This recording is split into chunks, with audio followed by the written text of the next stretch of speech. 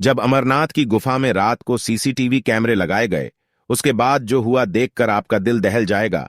अमरनाथ की गुफाएं ऐसी रहस्यमयी जगह है कि आज तक वैज्ञानिक भी इस बात का पता नहीं लगा पाए हैं कि अमरनाथ गुफा में बना बर्फ का शिवलिंग आखिर कैसे संभव है।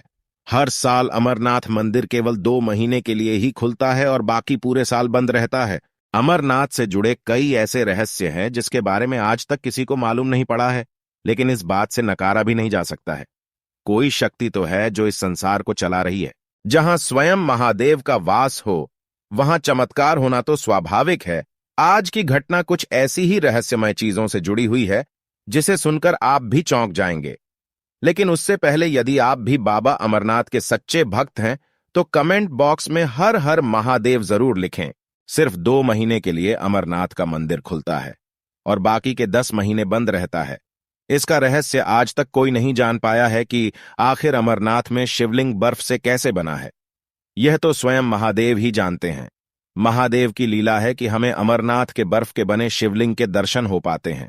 अमरनाथ मंदिर का द्वार आखिरी 10 महीने के लिए क्यों बंद रहता है और बंद रहने पर भीतर के दृश्य कैसे होते हैं, इन सभी की जानकारी लेने के लिए एक बार एक व्यक्ति बड़ी चतुराई के साथ अमरनाथ की गुफा में सीसीटीवी कैमरा लगा देता है। उस व्यक्ति का नाम महेश था और वह जम्मू का मूल निवासी था। उसने चोरी से अमरनाथ गुफा में सीसीटीवी कैमरा तो लगा दिया था, लेकिन उसे डर भी था कि कहीं किसी ने देख लिया तो बहुत बड़ी आफत आ जाएगी। मंदिर बंद होने में अभी 3-4 दिन बाकी थे।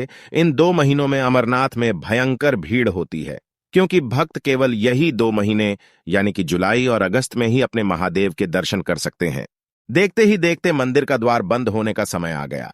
मंदिर के पास कई साधु ध्यान में लिप्त होकर साधना करते रहते हैं। उनमें से एक साधु आखिरी दिन बाबा अमरनाथ की गुफा में चले गए। महेश बैठे बैठे इन सभी घटनाओं को होते हुए देख रहा था। मंदिर का दरवाजा बंद करने का समय हो गया था।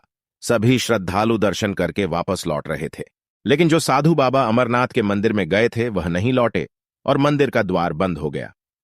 पहले तो महेश ने सोचा कि जाकर मंदिर के पुजारी से यह बात कहे, लेकिन फिर वह यह सोचकर चुप रह गया कि उसके द्वारा सीसीटीवी कैमरा लगाने की बात किसी को पता चल गई तो उसके साथ अनर्थ हो सकता है।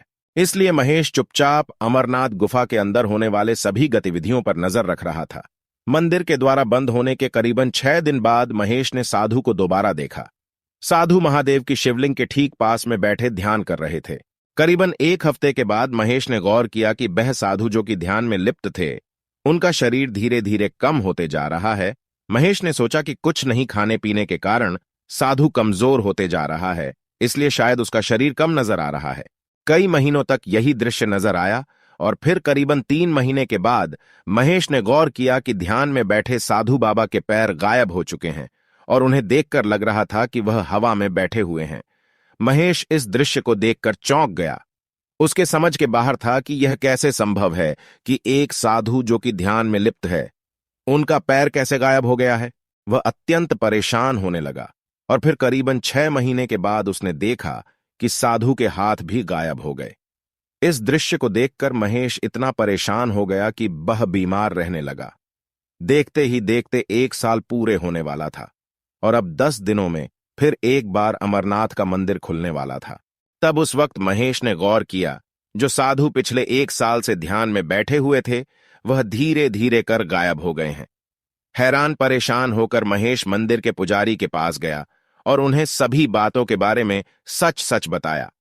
पुजारी ने उन्हें महेश को बताया, यह साधु कोई आम साधु नहीं है, वह इस धरती पर महादेव के रूप में है और यह महादेव के ध्यान के द्वारा लुप्त हो चुके हैं और सिद्ध अवस्था के रूप में पहुंच चुके हैं, जहां का मनुष्य जीवन से कोई वास्ता नहीं है, केवल वे और उनके महादेव वहां रहते हैं। यह बात सुनकर महेश मंत्रमुग्ध हो गया कि उसे साक्षात महादेव के दर्शन हुए हैं। भले ही प्रदर्शन सीसीटीवी कैमरे के द्वारा ही हुआ हो, लेकिन वह दर्शन अमूल्य थे। तो दोस्तों, यह सच्ची घटना आपको कैसी लगी? कमेंट में जरूर बताएं और कमेंट में हर हर महादेव लिखना ना भूलें।